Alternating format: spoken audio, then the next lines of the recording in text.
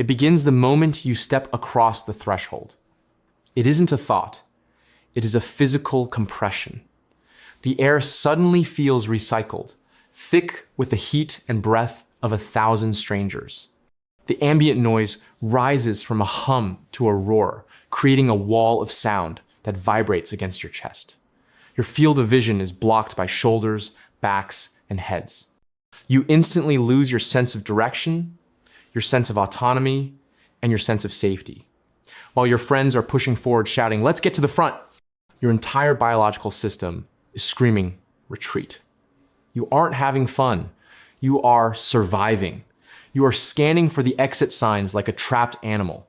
For the person who hates crowded places, a festival, a packed bar, or a rush hour subway car is not a social event. It is a high-stakes navigational hazard. To the crowd surfers, the people who feed off the energy of the mob, your reaction is baffling. They view the crowd as a single, euphoric organism. They love the vibe. They love the friction of bodies. They see the density as proof of popularity and excitement. They shout, "The more the merrier." They drag you into the mosh pit or the packed elevator and roll their eyes when you hesitate. They assume you are being dramatic, or prissy, or simply unwilling to let go. They do not understand that for you, the crowd is not a source of energy. It is a source of entropy. They do not understand that your brain is processing the environment as a physical threat, and your hesitation is not an attitude problem, it is a safety protocol. Today, we are going to dissect the behavior of the crowdiverse. We are going to move beyond the labels of agoraphobia or social anxiety and look at the specific neurology of spatial claustrophobia and sensory gating failure. We will explore the science of proxemics, the study of personal space, the evolutionary roots of the stampede fear, and why your brain treats a lack of an escape route as a life or death emergency. We will validate why you stand near the walls, why you always drive your own car, and why the general admission ticket is your idea of hell. If you have ever felt your throat close up in a packed grocery store, or if your favorite spot at a party is the balcony, this analysis is for you. Let's begin by validating the physical reality of the proxemic violation. You are likely highly sensitive to proxemics. This is the study of how humans use space. Anthropologist Edward T. Hall defined 4 zones of personal space. Public zone, 12 plus feet. Social zone, 4 to 12 feet. Personal zone, 1.5 to 4 feet. Intimate zone, 0 to 1.5 feet.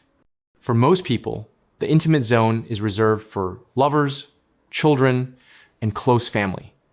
It is a biological boundary. When someone enters this zone, your skin temperature rises and your heart rate increases. In a crowd, everyone is in your intimate zone. Strangers are touching your arm. You can smell their shampoo, their sweat, their breath. You can feel their body heat radiating onto you. For the crowdiverse, this is a continuous mass violation of your biological perimeter. Your brain is firing threat signals 60 times a minute. It is screaming, "Stranger in the intimate zone! Threat! Threat!" You aren't just annoyed by the pushing. You are experiencing a state of chronic invasive stress. You feel physically contaminated by the proximity. You feel the urge to shake off the crowd when you finally leave, like a dog shaking off water. This is your body trying to reset its territorial boundaries. This brings us to the hidden pattern, the failure of sensory gating. Why can some people ignore the chaos while you feel crushed by it? It comes down to your brain's ability to filter. In a crowd, there are millions of data points. Voices, music, temperature shifts, visual movement, tactile bumps. A neurotypical brain has a strong gate. It suppresses 90% of this data so the person can focus on their friend or the band. You likely have a leaky gate. Your brain lets everything in. You hear the conversation behind you. You feel the person stepping on your shoe. You see the strobe light flickering. You smell the spilled beer. You are processing the environment in raw data mode. This leads to rapid cognitive depletion. You get tired within 20 minutes. You get the glaze. You stop talking. You stare into the middle distance. This is not boredom. This is a system crash. Your RAM is full. You physically cannot process one more byte of information. When your friends ask, "What's wrong?" you can't even articulate it. You just want to lie down in a dark, silent room for 3 days. Let's expand on the deep psychological expansion of the escape route fixation. The defining behavior of the crowd-averse is exit strategy mapping. When you enter a room, you don't look at the decor. You don't look at the people. You look for the door. You are constantly, subconsciously calculating, if something happens, how do I get out? This is the hypervigilance of entrapment. In a dense crowd, your line of sight to the exit is blocked. This triggers a primal panic. Evolutionarily, being trapped in a herd was dangerous. If the herd stampeded, or if a predator attacked, the one in the middle died. The one on the edge survived. You have the instinct of the perimeter dweller. You will notice that you always gravitate toward the edges of the room. You lean against the wall. You stand near the kitchen door. You hover by the bar. You never go to the center of the dance floor. Why? Because the wall is safety. If your back is against the wall, no one can sneak up on you. You have eliminated 180 degrees of threat, and from the perimeter, you can see the exit. You are not being antisocial. You are holding a tactical position. You are guarding your own safety in an environment that feels volatile. But this need for safety comes with adult consequences. The world creates friction for those who refuse to pack in. You are labeled as high maintenance or a buzzkill. Your friends want to go to the front of the stage at the concert. You refuse. You plant your feet in the back, near the sound booth. They get annoyed. You're missing the show. You can't see anything from here. They leave you behind. You stand alone in the back, feeling a mix of relief space and loneliness, abandonment. You miss out on the collective effervescence. You avoid the popular brunch spot because the line is too long and the tables are too close together. You drive to work at 6 a.m. to avoid the traffic or 10 a.m. to miss the rush. You cultivate a life of off-peak living. You are a Tuesday night person, not a Saturday night person. And while this gives you peace, it alienates you from the Saturday night world. You feel like you are living in the margins of society, watching the main event from a distance. There is also the touch aversion consequence. After being in a crowd, you often experience touch out. You become physically rigid. If your partner tries to hug you after a party, you might flinch. Don't touch me. They feel rejected. But you aren't rejecting them. You are rejecting the sensation of touch because your skin feels bruised by the crowd. You are touched out. You need to scrub your skin clean of the collective energy before you can tolerate intimacy again. This creates conflict in relationships. Your partner wants to debrief the night. You want to sit in a separate room in silence. They think you are moody. You are just decontaminating. This leads to the internal conflict recognition. You wrestle with the fear of agoraphobia. You wonder, is my world getting smaller? It starts with avoiding the big festival. Then you avoid the busy grocery store. Then you avoid the busy restaurant. Then you avoid the busy street. You feel the boundaries of your comfort zone shrinking. You worry that one day you won't be able to leave the house at all. You look at the people laughing in the crush, the sardines, and you envy their ease. Why can't I just be a sardine? Why do I have to be the shark that needs to keep moving? You feel a sense of defectiveness. You worry that you are fragile. You worry that you are incapable of handling the basic friction of modern urban life. You feel guilty for dragging your friends down, for always being the one who says, "It's too crowded, let's go." You feel like a tether that keeps them from flying. But let's pause the self-judgment. We need to validate the autonomy instinct. Your hatred of crowds is actually a fierce love of autonomy. In a crowd, you lose agency. You move when the crowd moves. You stop when the crowd stops. You are a particle in a fluid. For a person with a strong will or a strong sense of self, this loss of physical agency is intolerable. You hate crowds because you love freedom. You love the ability to change direction instantly. You love the ability to walk at your own pace. When you are stuck in a slow-moving herd, walking behind tourists who are meandering three abreast, the rage you feel is pedestrian rage. It is the rage of the fast processor stuck behind the slow processor. It is the rage of the efficient machine stuck in the mud. You aren't broken. You are just high velocity. You are built for speed and precision, and the crowd is a mechanism of slowness and chaos. Your reaction is the frustration of a race car stuck in a traffic jam. We also need to look at the empathic overload. Many people who hate crowds are empaths. In a crowd, you aren't just bumping into bodies, you are bumping into emotions. You feel the anxiety of the person next to you. You feel the aggression of the drunk guy. You feel the exhaustion of the mother. You are absorbing the emotional smog of the room. If you are in a stadium with 50,000 people, the psychic weight is crushing. You leave feeling emotions that aren't yours. You feel angry, or sad, or manic, and you don't know why. It is because you are a sponge in an ocean of feelings. Avoiding the crowd is an act of energetic hygiene. You are protecting your emotional core from being hijacked by the mob mentality. In the next part, we are going to explore the tactical navigation of the crowd hater. We will look at how you scan a room like a Secret Service agent. We will discuss the specific anxiety of the trap, elevators, planes, middle seats. We will explore the concept of the bubble and the anger that arises when it is popped. And we will move from the biology of the fear to the strategy of the survival. We have established that your aversion to crowds is rooted in a biological drive for autonomy and sensory regulation. But this mindset does not just make you avoidant. It makes you tactical. You have developed a set of behaviors that mirror those of a high-level bodyguard or a special operations soldier. When you enter a public space, you are not hanging out. You are executing a spatial security protocol. This brings us to the Secret Service scan. Watch a person who hates crowds walk into a bar. They do not walk into the middle. They pause at the threshold. Their eyes dart left, then right. They are assessing density distribution. Where's the knot of people? Where's the open space?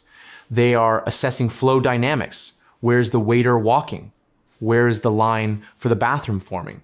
They are assessing architectural cover. Where is a pillar I can stand behind? Where is a corner I can back into? This is not paranoia. It is strategic positioning. You are looking for the defensible position. You want a spot where your back is covered, the wall, and your flanks are protected, a table or a plant. You hate the open field, the center of the room, because you are exposed on 360 degrees. You love the booth because it is a fortress. It has 3 walls and 1 entry point. If you can secure a booth, your anxiety drops 50%.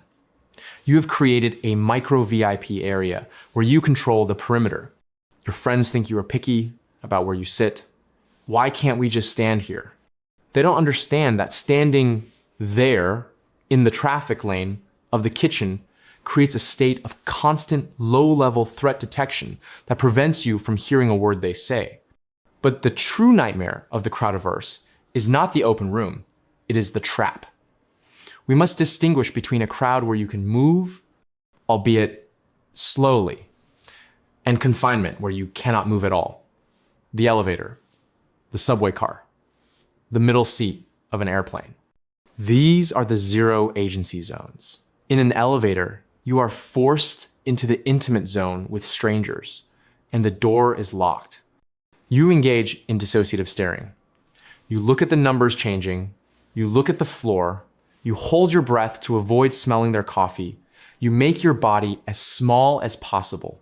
You pull your arms in, you tighten your core, you are trying to physically disappear to minimize the friction. But the middle seat on a plane is the apex of this torture. For the person who hates crowds, the middle seat is a violation of human rights. You are pinned. You have no armrest, the territory war. You have a stranger's shoulder pressing into yours. You cannot get up to use the bathroom without a negotiation. You feel bioaccumulation. The heat of their thigh transfers to yours. You feel their movements. This creates a state of somatic rage. You aren't just uncomfortable. You are angry. You feel like a caged animal. You put on your noise-canceling headphones not just to hear music, but to build a sonic wall, since you cannot build a physical one. You close your eyes to shut out the visual data. You are retreating into the only space left, your mind. This brings us to the specific emotion that crowds trigger: pedestrian rage. We talk about road rage, but for you, sidewalk rage is just as potent. You are a high-efficiency mover. You walk with purpose. You have a destination. You have a vector.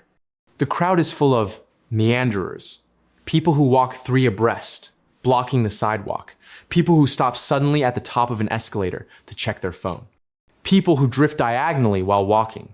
To you, these people are not just annoying, they are obstacles to progress. They represent a lack of spatial awareness that you find offensive. How can you be so unaware of your footprint?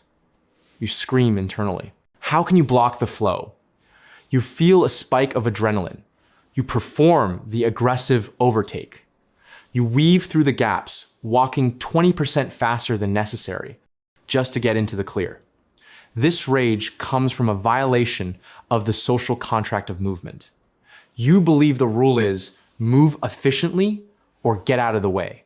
The crowd believes the rule is we are all just hanging out. This clash of philosophies turns a simple walk to the train into a combat mission. We must also explore the cocktail party effect failure. The cocktail party effect is the brain's ability to focus on one single voice while filtering out a room full of chatter. For the crowdiverse, this filter often breaks. The wall of sound becomes impenetrable. You're standing in a bar and your friend is talking to you, but you also hear the glass breaking at the bar. You hear the laugh of the guy behind you. You hear the bass of the music. The audio inputs flatten. Instead of a foreground, your friend, and a background, the room, everything becomes the foreground. You find yourself shouting, "What?" repeatedly. You start to lip read. Eventually, you give up. You just nod and smile. You drift into social isolation in public. You are surrounded by people, but you are completely alone because you cannot bridge the acoustic gap. This is a profoundly lonely feeling. You look around at everyone else laughing and talking, and you wonder, how are they doing this? Do they have bionic ears? They don't. They just have a functioning filter. Yours is broken by the volume. This leads to the touch flinch phenomenon. In a dense crowd, accidental touch is inevitable. A brush of a backpack, a bump of a shoulder. For the average person, this registers as 0. It is background noise. For you, it registers as a 10. Every touch is a data event. Someone touched my back, someone stepped on my toe. Your sensory cortex lights up with every collision. After 30 minutes, you are suffering from tactile fatigue. Your skin feels raw. You start to guard. You cross your arms. You wear your backpack on your front, the turtle defense. This guarding posture signals to the world, stay away. But in a crowd, they can't stay away. So the threat is continuous. This is why you are exhausted after a festival. You haven't run a marathon, but your body has been in a defensive crouch for 6 hours. The metabolic cost of maintaining a force field around your body is massive. Let's talk about the bathroom sanctuary. If you hate crowds, you know this secret. The bathroom is the only place in a crowded venue where you can lock a door. It is the reset button. You go to the bathroom not because you need to use it, but because you need to be alone. You enter the stall. You lock the latch. The noise is muffled. The visual chaos is gone. You take a deep breath. You check your phone. You stare at the tile. You stay there for 5 minutes. This is strategic decompression. You are letting your nervous system cool down from the red zone to the yellow zone so you can go back out and survive another hour. If the bathroom is crowded, the line, you feel a despair that is hard to describe. When the sanctuary is breached, you know it is time to leave. This brings us to the Irish goodbye mastery.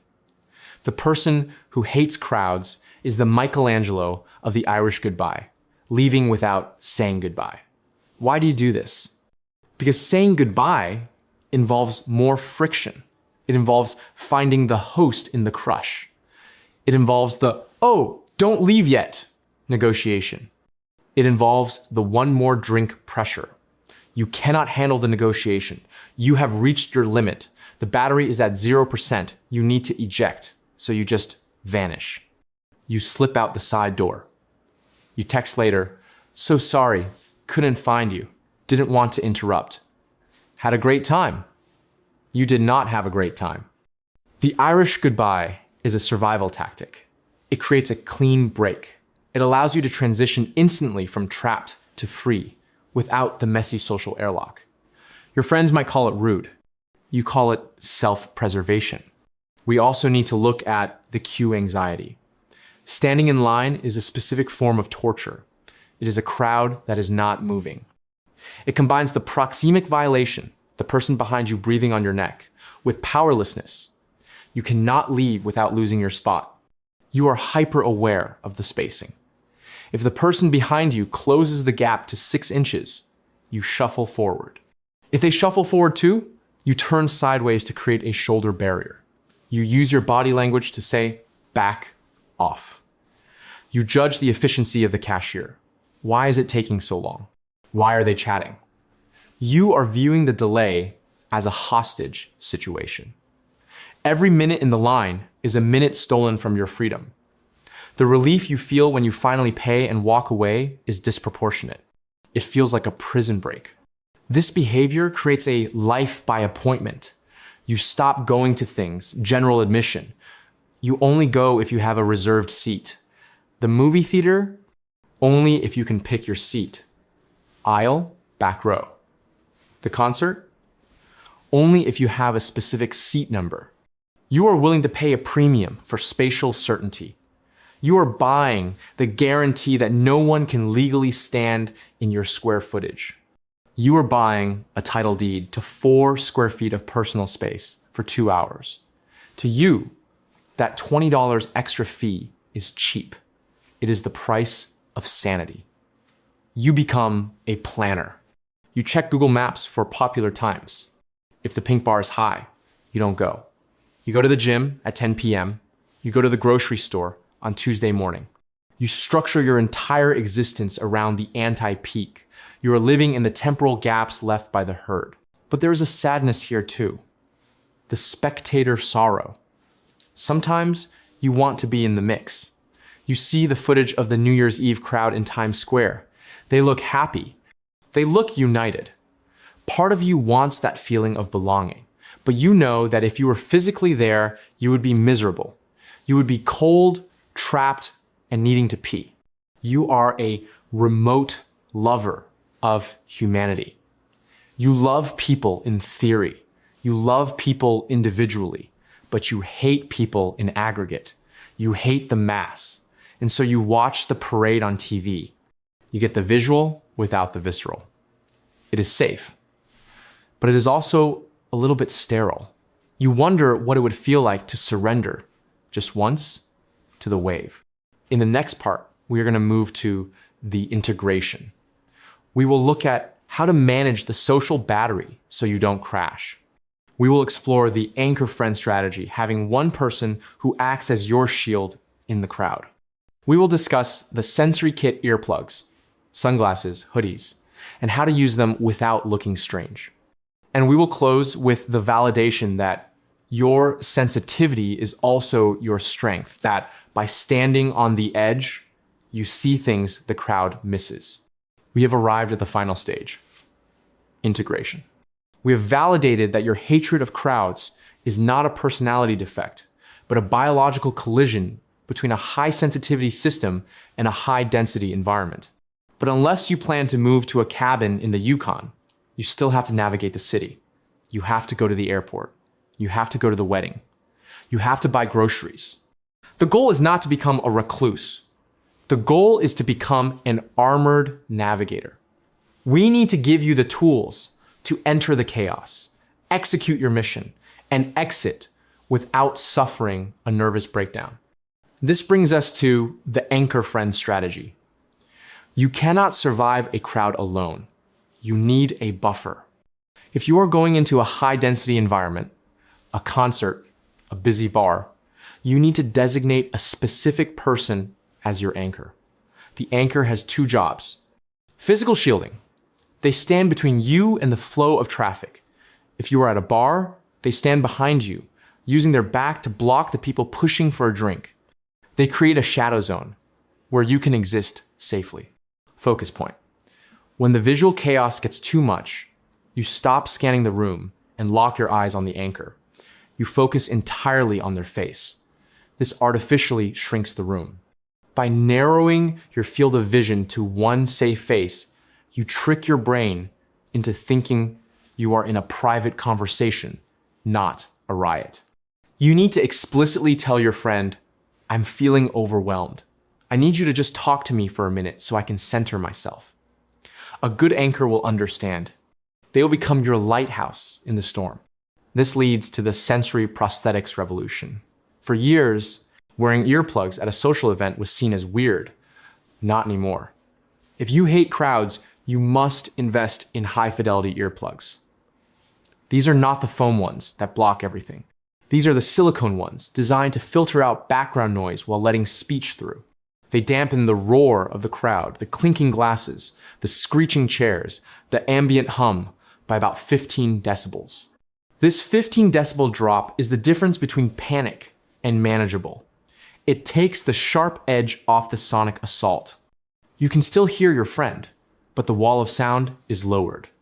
Wearing sunglasses, even indoors, if you can get away with it, or a hat with a brim also helps. The brim cuts off your peripheral vision. It stops you from seeing the movement above your eye line. It creates a visual blinker effect. You are manually reducing the data stream entering your brain. You are not trying to look cool. You are engaging in sensory gating assistance. We must also implement the time-boxed exposure protocol. You can handle a crowd, but you cannot handle a crowd indefinitely. You have a crowd battery. It lasts exactly 90 minutes. After 90 minutes, your cortisol spikes, your patience vanishes, and you enter the fight or flight zone. You must respect this timer. You make a deal with yourself. I will go to this event for 90 minutes. I will be charming. I will be present. And then I will leave. Knowing there is a hard stop gives you the endurance to survive. The panic often comes from the feeling of infinity. Will I be stuck here forever? When you know the extraction time is 9:30 p.m., you can relax. You can pace yourself. You are on a mission, and missions have end times. This brings us to the post-crowd decompression ritual. What you do after the crowd is just as important as what you do in the crowd. When you get home, you are likely in a state of vibrational shock. You feel like you are still moving. Your ears are ringing. Your skin feels buzzing. You need to perform a sensory reset. This usually involves 3 steps. The shedding. You take off the outside clothes immediately. They are contaminated with the energy of the crowd. The water. You take a shower. Water is the ultimate reset. It physically washes away the sweat and metaphorically washes away the aura of the strangers. The dark.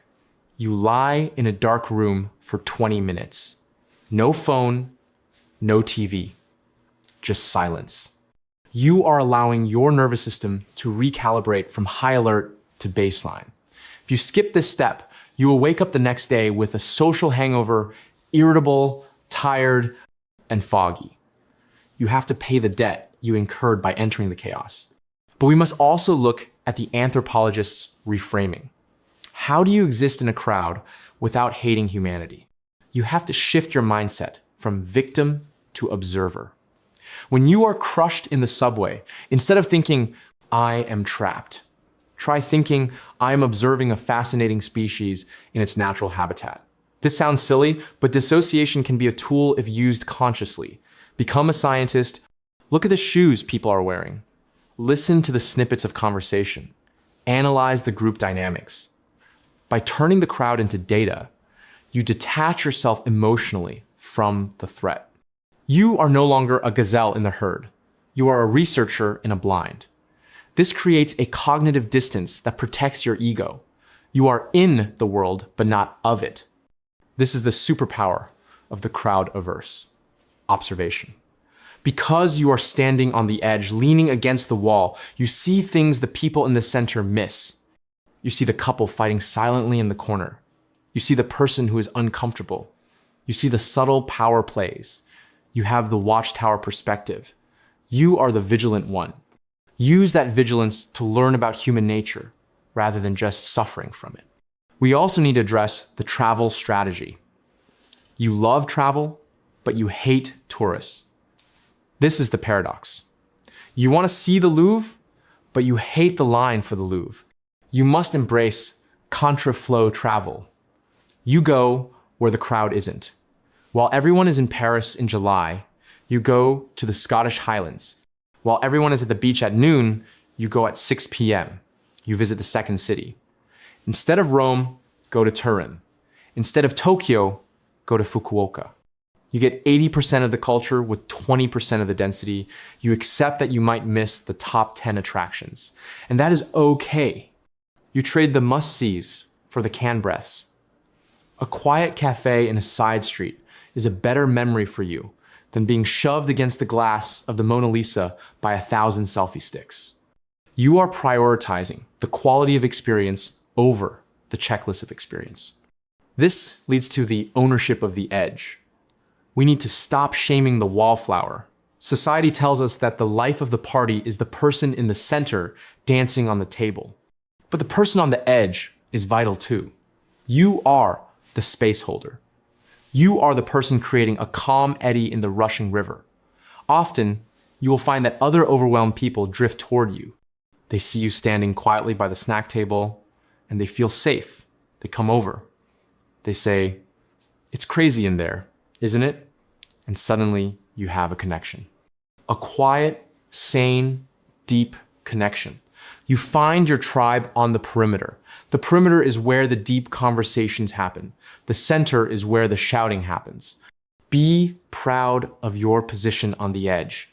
You are the guardian of the margin. Finally, we arrive at the grounded, hopeful closure. What is the ultimate lesson of the person who hates crowds? It is the value of space. In a world that is obsessed with more people, more noise, more density, you are the advocate for enough. You remind us that a human being needs room to breathe. You remind us that we are not sardines. You hold the standard for personal sovereignty. When you refuse to pack into the elevator, you are saying, I respect my body enough not to crush it. When you leave the party early, you are saying, I respect my mind enough not to exhaust it. You are a curator of your own existence. So, the next time you find yourself standing at the back of the room, scanning for the exit, do not feel broken. Do not feel like a coward. Feel like a strategist. You have assessed the terrain. You have identified the threat, entropy, and you have chosen the position that allows you to survive and think. The crowd is a wave. It crashes and recedes. But the wall stands firm. You are the wall. Stay firm, stay spacious, stay safe. And when you are ready, slip out the side door into the cool, quiet night. The stars are there. The air is fresh. And there's plenty of room for you.